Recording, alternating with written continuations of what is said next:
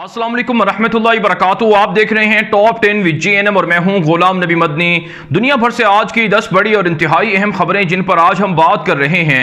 नाज़रीन किराम, आज 29 सितंबर 2020 है और आज दिन है मंगल का। ये टॉप 10 विद GNM का सुबह का बुलेटिन है। खबरों का सिलसिला शुरू कर लेते हैं। जो आज की पहली बड़ी खबर है ये पाकिस्तान से है। नाज़रीन किराम, अफवाज पाकिस्तान भारत के दहशत गर्दों के खिलाफ पाक अफगान सरहद पर बॉर्डर पर ऑपरेशन कर रही है, जिसके अंदर बड़े पैमाने पर भारतीय दहशत गर्दों की तरबियत गाहें पनागाहें खत्म कर दी गई हैं और कई भारतीय दहशत गर्द मारे भी गए हैं। आप जानते हैं अफगानिस्तान के अंदर गुज़श्ता 8-9 सालों से भारत ने रॉ के मराकज बनाए, हेडक्वार्टर बनाए, जिनके जरिए से पाकिस्तान में कुलभूषण यादव जैसे लोगों को भेजा गया और पाकिस्तान की फौज पर हमले करवाए गए, पाकिस्तान के अंदर बदअमनी को फैलाया गया। लेकिन अब अफवाज पाकिस्तान सलामती के इदारे गुमनाम हीरोज अफगानिस्तान के अंदर दाखिल होकर पाक अफगान सरहद पर ऑपरेशंस कर रहे हैं। रोजाना की बुनियाद पर खबरें सामने आ रही हैं। आज भी एक अफसोसनाक खबर भी सामने आई है कि जनूबी वजीरिस्तान के अंदर पाक फौज जब ऑपरेशन कर रही थी तो पाकिस्तान के फौज के एक जवान अफसर कैप्टन अब्दुल्ला शहीद हो गए हैं दहशत गर्दों की फायरिंग के नतीजे में। लेकिन जवाबी कार्रवाई के अंदर ऑपरेशन के अंदर कई भारतीय दहशत गर्द मारे भी गए हैं और पकड़े भी गए हैं। नाज़रीन, भारत खित्ते के अंदर बदअमनी को हवा दे रहा है, इंतशार फैला रहा है। दुनिया का सबसे बड़ा दहशतगर्द मुल्क भारत है, जो निहत्ते कश्मीरियों पर, निहत्ते भारतीय मुसलमानों पर, LOC पर निहत्ती शहरी आबादी को टारगेट बनाता है।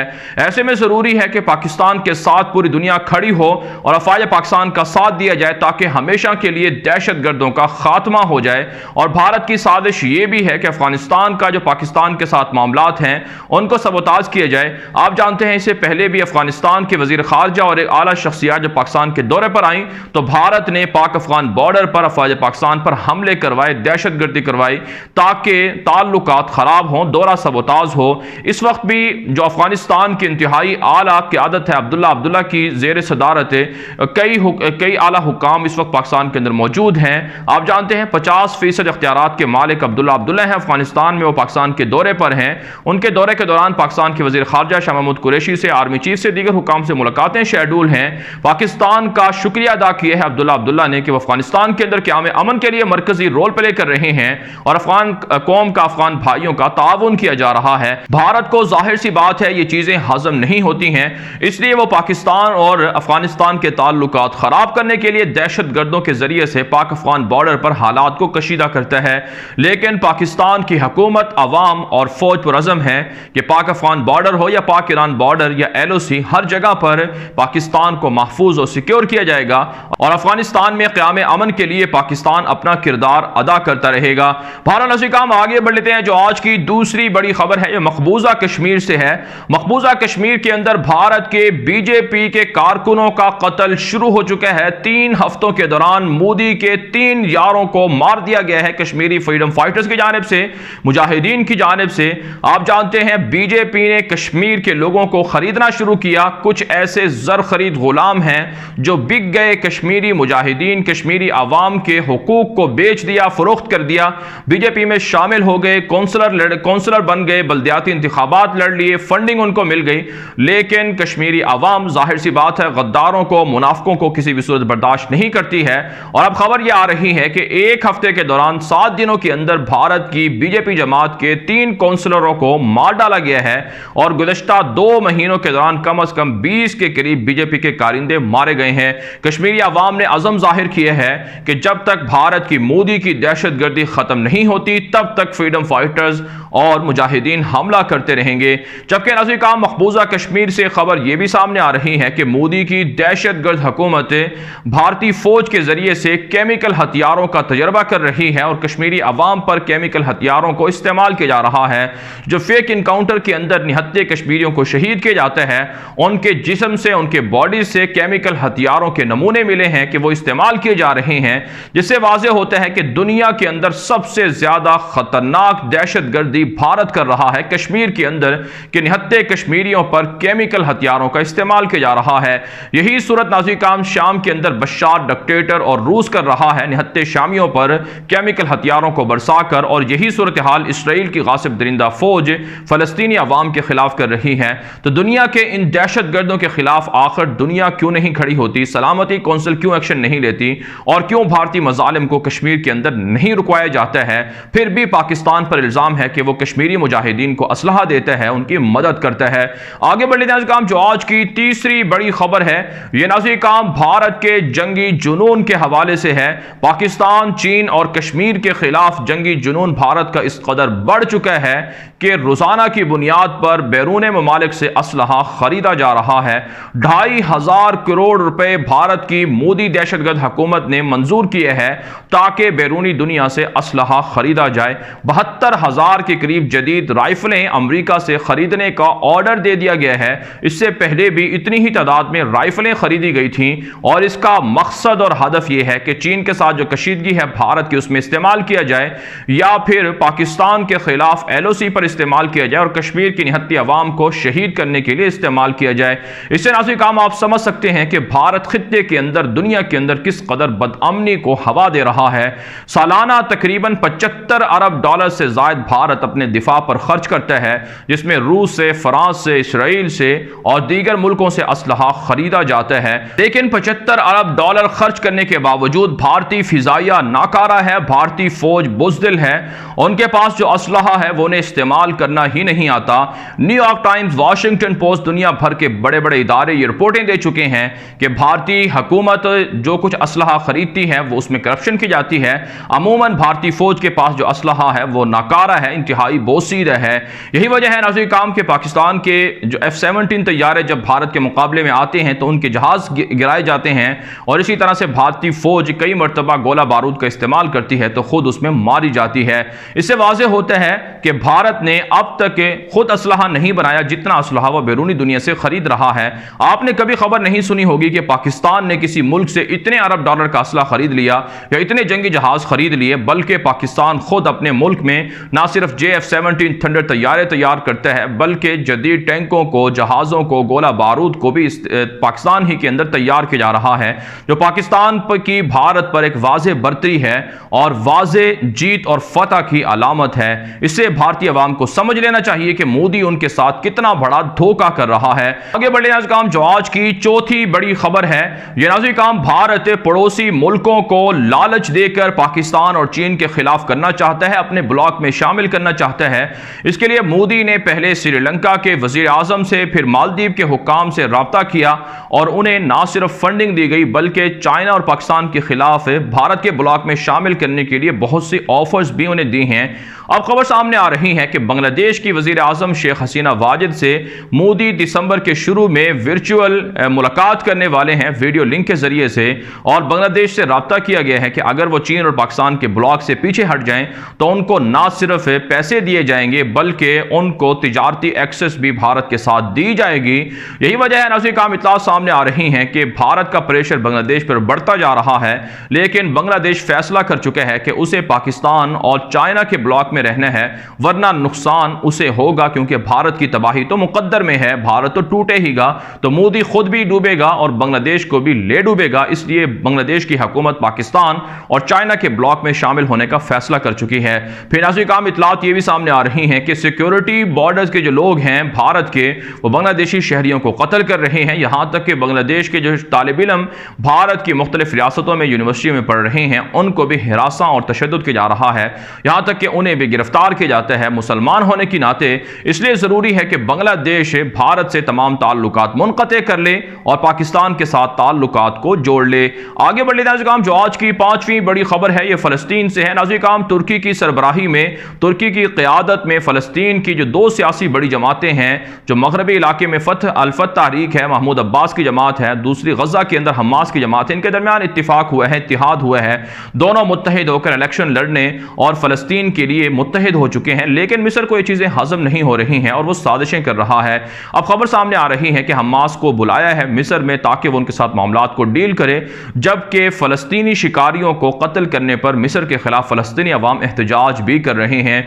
इसके अलावा नाज़रीन खबर सामने आ रही है कि UAE और इसराइल के दरमियान जो डील हुई है इसमें यहूदियों की नज़रें मस्जिद अक्सा पर लगी हुई हैं, उसे गिराने की यहूदी कोशिश कर रहे हैं, साजिश कर रहे हैं।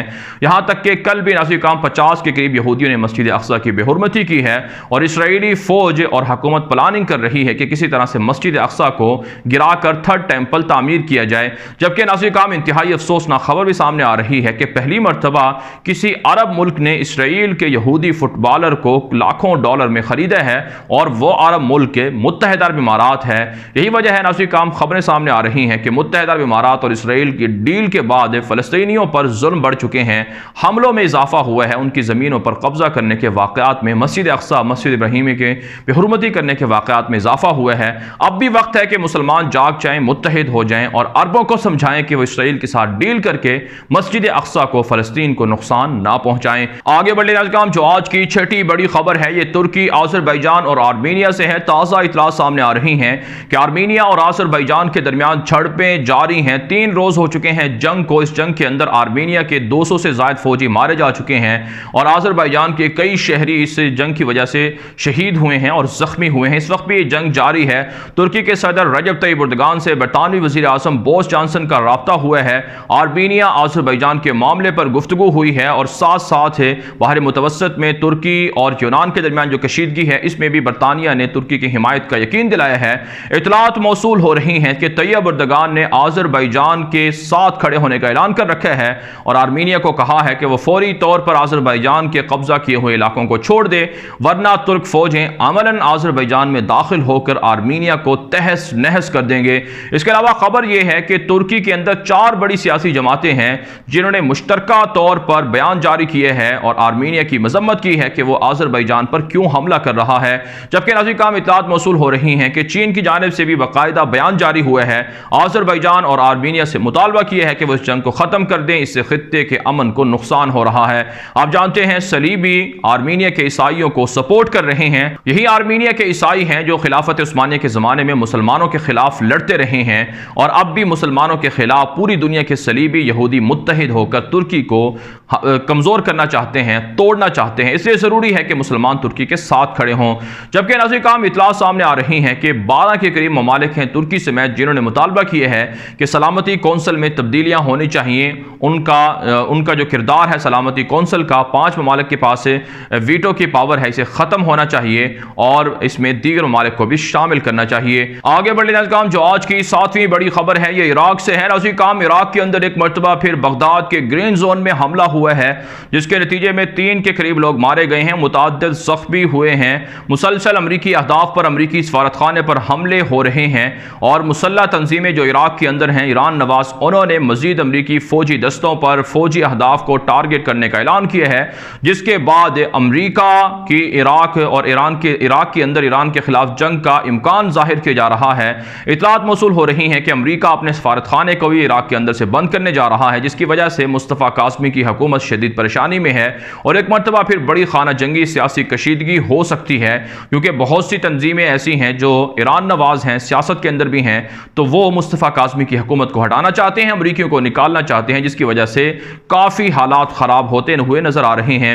इसके अलावा इतलात ये हैं कि ईरान की जानिब से बराह रास्त कासिम सुलेमानी का बदला लेने के लिए अमरीकी फौजी अड्डों पर हमला करने का धमकियां दी गई हैं और कहा गया है कि जब तक अमरीकी नहीं निकलेंगे तब तक इराक के अंदर अमरीकियों पर हमले, रॉकेट हमले होते रहेंगे। आगे बढ़े नाज़रीन काम, जो आज की 8वीं बड़ी खबर है ये लीबिया से है। नाज़रीन काम, लीबिया के अंदर रूस के किराए के जंगजू मुख्तलिफ शहरों के अंदर जंगी मशकें कर रहे हैं।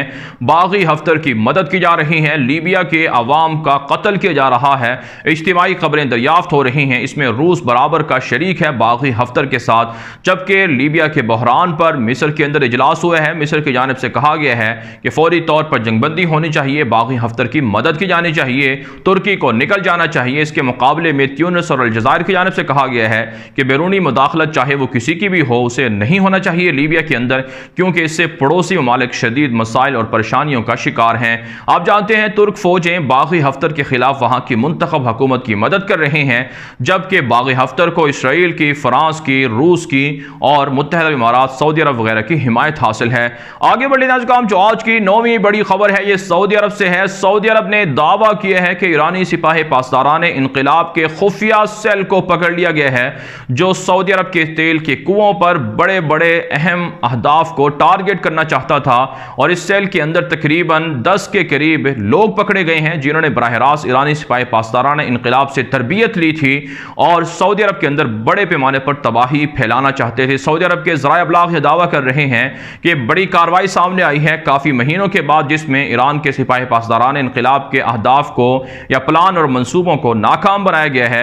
नाज़रीन काम 22 सितंबर को सऊदी बादशाह शाह सलमान की जानिब से ईरान के खिलाफ शदीद तनकीद की गई थी और दुनिया को ईरान के खिलाफ मुत्तहिद होने की अपील की गई थी, जिसके रद्द अमल में ईरानी सदर हसन रूहानी ने और ईरानी हुक्काम ने सऊदी अरब पर तनकीद की थी। कहा जाता है 2 हफ्तों के दौरान सऊदी अरब और ईरान के दरमियान कशीदगी बढ़ी है, जिसके बाद मशरिक़ वस्ता के अंदर एक मरतबा फिर हमलों का खदशा बढ़ चुका है।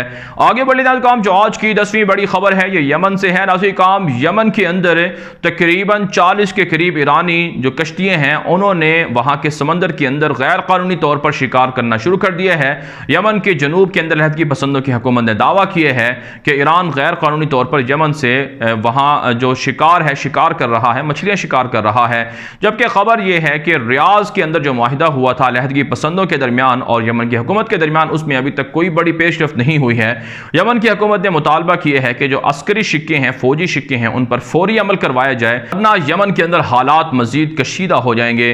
जबकि नाज़रीन अक़वाम मुत्तहिदा की एक रिपोर्ट सामने आई है कि रवां साल अब तक 24,000 से जायद यमनी खानदान जंग की वजह से नकल मकानी और हिजरत पर मजबूर हुए हैं। गुज़श्ता 5-6 साल की जंग से अब तक लाखों यमनी मुतासिर हो चुके हैं और लाखों यमनी हिजरत पर मजबूर हुए हैं। और इस वक्त भी सऊदी अरब और हूसियों के दरमियान जंग बढ़ रही है और यमन के हालात किसी तौर पर भी दुरुस्त होते हुए नजर नहीं आ रहे हैं और अक़वाम मुत्तहिदा इस हवाले से कोई बड़ी कामयाबी भी हासिल नहीं कर पाई है, जिससे वाज़ेह होता है कि दुनिया के अंदर बदअमनी फैलाने में यूरोप, अमरीका, मग़रिब शामिल हैं, क्योंकि यही ममालिक असलहा बेचते हैं और जंगों को परवान चढ़ाते हैं।